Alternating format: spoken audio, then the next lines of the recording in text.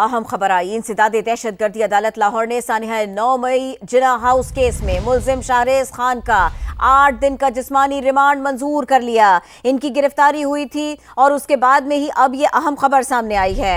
इंसदादे दहशतगर्दी लाहौर ने सानिया 9 मई जिना house case में मुलजिम शाहरेज खान का जिस्मानी रिमांड मंजूर कर लिया। मजीद बात होगी, समा के नुमाइंदे उमर याकूब हमारे साथ हैं। उमर, 8 दिन का जिस्मानी रिमांड दिया गया।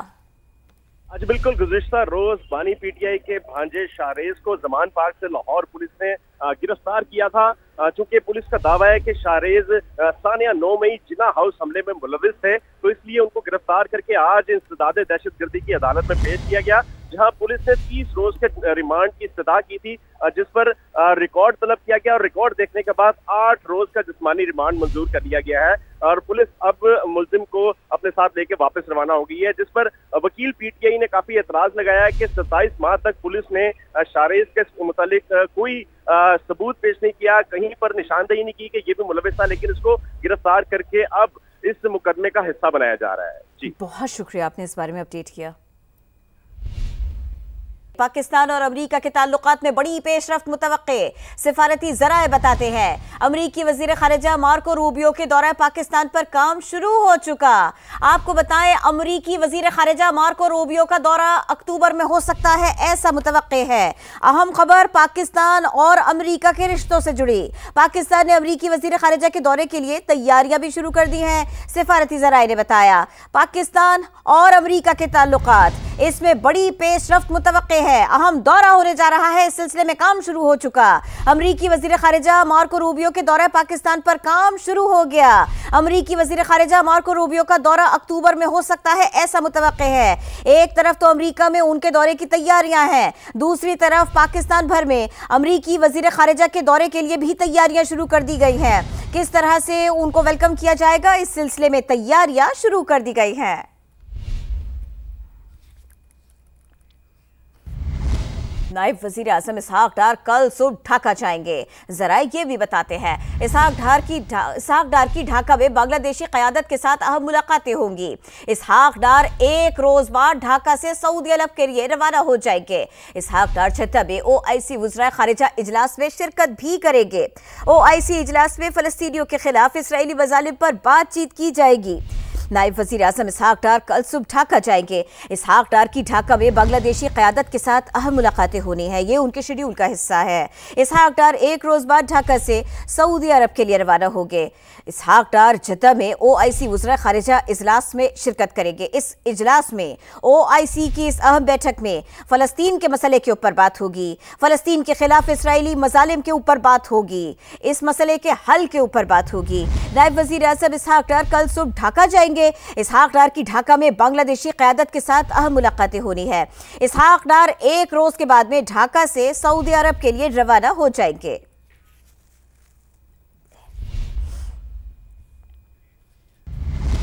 बिजली सारिफीन के लिए अच्छी खबर आई, इसकी तफसील आपको देते हैं। माहाना फ्यूल एडजस्टमेंट कीमत में बिजली सस्ती हो सकती है, ऐसा इम्कान है। CCPA ने जुलाई के लिए कीमत में कमी की दरख्वास्त दायर कर दी। CPPA ने बिजली की कीमत में ₹1.69 फी यूनिट कमी की सिफारिश की है। दरखास्त पर समाअत 28 अगस्त को होगी और मंजूरी की सूरत में कमी का इतलाक सितंबर के बिलों पर होगा। कमी का फायदा सरकारी डिस्कोस के साथ साथ के इलेक्ट्रिक सारिफीन को भी मिलेगा।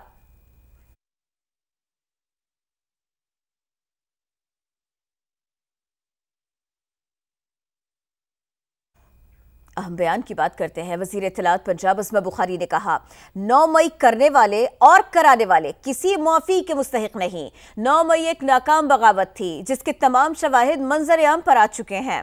अस्मा बुखारी ने एक बयान में कहा नाकाम बगावत और साजिश के मुर्तकिब किरदार सियासी लबादे में नहीं छुप सकते।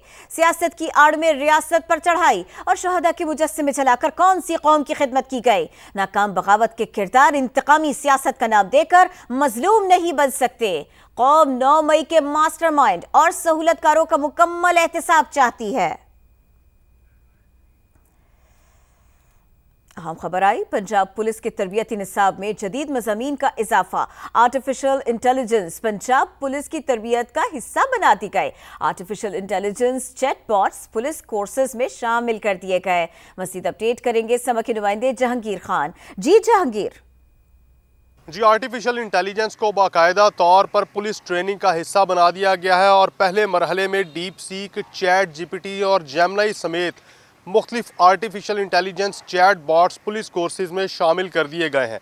पुलिस हुकाम का यह कहना है कि इब्तदाई तौर पर सब इंस्पेक्टर्स और क्लरिकल स्टाफ के ट्रेनिंग प्रोग्राम्स में आर्टिफिशियल इंटेलिजेंस को बतौर सब्जेक्ट पढ़ाया जाएगा, जबकि अगले मरहले में DSPs के प्रमोशन कोर्सेज़ और ट्रैफिक वार्डन्स के कोर्सेज़ में भी आर्टिफिशियल इंटेलिजेंस बतौर मजमून शामिल किया जाएगा। पुलिस हुकाम का यह कहना है कि फ़ैसला मौजूदा हालात और सोशल मीडिया से मुताल्लिक जराइम की बढ़ती हुई वारदातों के पेश नज़र किया गया है। तरबियत हासिल करने वाले जो पुलिस ऑफिसर्स हैं वो मौजूदा सूरत हाल में तफ्तीश के दौरान हक़ायक़ का तयन करने के अहल होंगे और मसनूई ज़हानत के मज़ामीन को आहिस्ता आहिस्ता पुलिस के दीगर कोर्सेज़ में भी शामिल किया जाएगा और बाकायदा तौर पर पुलिस तरबियत का हिस्सा होगी।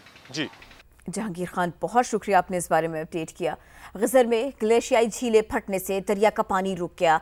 झील फटने के खदशे पर जिले इंतजामिया ने फौरी तौर पर दरिया किनारे रिहायशी घरों को खाली करने का हुक्म दे दिया। इसी बारे में बात करेंगे समा के नुमाइंदे मंजर शिगरी से। जी मंजर। जी, मैं इस वक्त मौजूद हूँ दरिया गिलगित के किनारे। अगर हम बात करते हैं रात गए जो है रोशन गुपिस के करीब जो ग्लेशियाई झील के फटने से जो दरिया का पानी रुक गया है, उसकी वजह से दरिया गिलगित में इस वक्त जो है कम से कम 3 से 4 फीट जो पानी की सतह जो है कम हो चुकी है, बहाव बिल्कुल ख़त्म हो गया। दूसरी जानिब ज़िली इंतज़ामिया ने जो है जो बिल्कुल दरिया के किनारे जो नशीबी इलाकों में जो रिहाइश पजीर लोग हैं उनको फौरी तौर पे इलाका खाली करने की हिदायत की है। दूसरे जो लोगों को एहतियात बरतने की, उसके अलावा गिलगित गिजर जो रोड है उस पर भी सफ़र से इज्तनाब करने की हिदायत की, क्योंकि किसी भी वक्त जो दरिया रुक चुका है सैलाब की वजह से, अगर वो आउटब्रस्ट हो जाता है तो कोई भी जानी नुकसान हो सकता है। जी बहुत शुक्रिया मंजर शिगरी, आपने बताया। खैबर पख्तूनख्वा के सैलाब मुतासरा इलाकों में पाक फौज का फ्लड रिलीफ ऑपरेशन 8वें रोज भी जारी है। ISPR के मुताबिक पुनीर, स्वात, शांगला और स्वाबी में कोर ऑफ इंजीनियर्स के दस्ते रास्तों को खोलने और मलबा हटाने के काम में मसरूफ हैं। हेलीकॉप्टर्स के जरिए राशन और इमदादी सामान यहाँ पहुँचाया जा रहा है, जबकि मुतासरा अफराद को महफूज मकामात पर मुंतकिल भी किया जा रहा है। Urban search and rescue teams जख्मियों और लाशों को मलबे से निकालने में सरगर्म है। पाक फौज की मेडिकल टीम्स मुतासरा इलाकों में मरीजों का मुफ्त इलाज कर रही हैं। ISPR का कहना है सैलाब ज़दगान की बहाली और मुकम्मल रेस्क्यू तक मिशन जारी रहेगा। अहम खबर आपको दें, पार सेक्टर में इस्लाहात के हुकूमती दावों की कलई खुल गई। ऑडिट रिपोर्ट सामने आई जिसके मुताबिक पार डिवीजन के मातहत इदारों में अरबों रुपए की माली बेज़ाब्तगियां रिकॉर्ड की गई। 2 अरब से जायद रकम चोरी हुई और गबन की नजर भी हुई। पार सेक्टर में इस्लाहात के नाम पर ऐसा हुआ। पार डिवीजन के मातहत इदारों में माली बेज़ाब्तगियों का इंकशाफ। ऑडिट रिपोर्ट ने पार सेक्टर इस्लाहात के दावों की कलई खोल दी। मातहत इदारों में 2 अरब 21 करोड़ रुपए की चोरी और गबन का इंकशाफ हुआ।